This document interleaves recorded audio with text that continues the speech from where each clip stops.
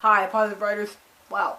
Hi, Positive Readers. It's Positive Writer today with another video, and today I'm going to be recapping and reviewing Season 2 of Sexeducation. I've been waiting for this since January 2019 because I love this show. I watched Season 1 kind of when it came out because I've been hearing about it. I had been hearing about it in 2018 before it came out, and I watched it. Absolutely loved it. It was great. I really enjoyed it. And now Season 2 is out. It came out last Friday, I believe. And I am so excited to be talking about it now with you guys. I finished it yesterday, and it was even better than Season 1, I think. Yeah. And I was just in such a better headspace to watch it this year than I was last year. So it just made the experience 10 times better, and I really enjoyed myself. Cried, laughed, a whole bunch of stuff. It's a great show. So, without further ado, I do want to start talking about this. The show is on Netflix. You can go watch it. It's a Netflix original. About this boy whose mom is a sex therapist, and basically he's going to this school where a whole bunch of people have sex problems. So he decides to do like what his mom does, but for his classmates, basically. And he's weird and has some problems as far as like sex stuff goes. So, you know, it's really awkward, it's really funny, but it's really wholesome also, and it's just a really nice show. So definitely watch it if you're into that type of stuff. But without further ado, do want to talk about this. I have my little template here, so we're just gonna get on the list.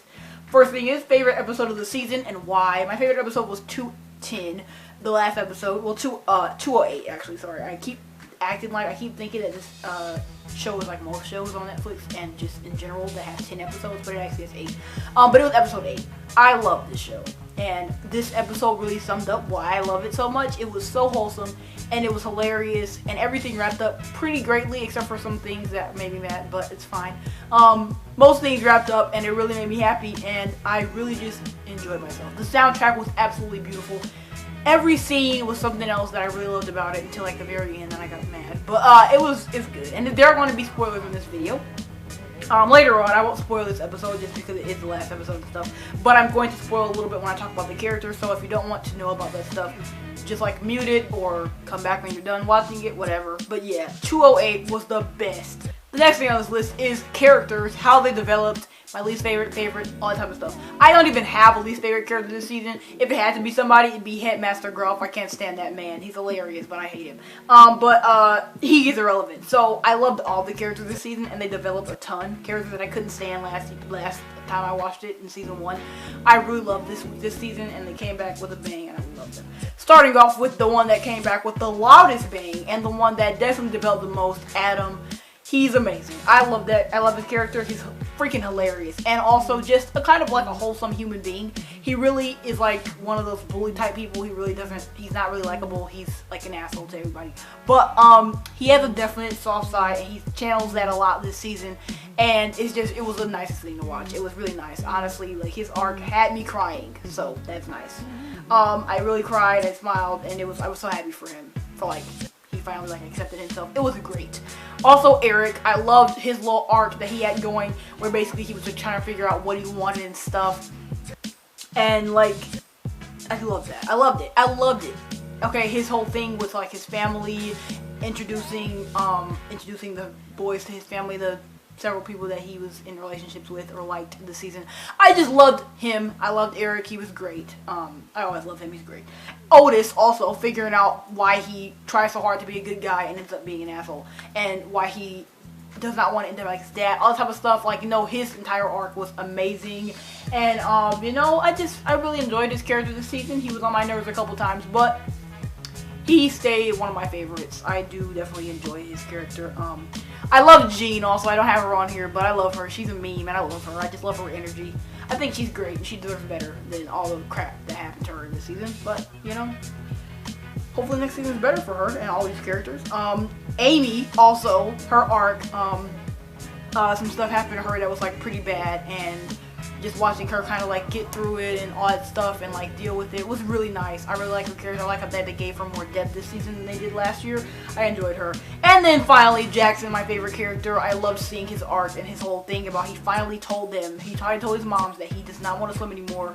And he joined the school play. He met some friends. He met a really good friend that helped him find another passion in his life. That's something that he likes to do, and he was in the play. I loved seeing that. That was great. The whole play scene was amazing, and it was just nice. Like, I love Jackson. I love seeing him flourish and be happy, because at the beginning of the season he really was not in a good place but he got better, and I loved that. That was great. How interested I was. I was very, very interested. I never once got tired or sleepy or anything. I was just snuggled up in my bed watching it all night, and it was great. I love this show, and while I grew from the time that I watched season 1 to now, the characters grew too, and it was amazing watching them. I loved that. I really realized it, and then I cried about it because I can't believe that that I'm so much better now. I'm in, like I said, a much better place now than I was last year when I watched it, and it's so great to realize that these characters are now, by the end of the season, in a much better place too.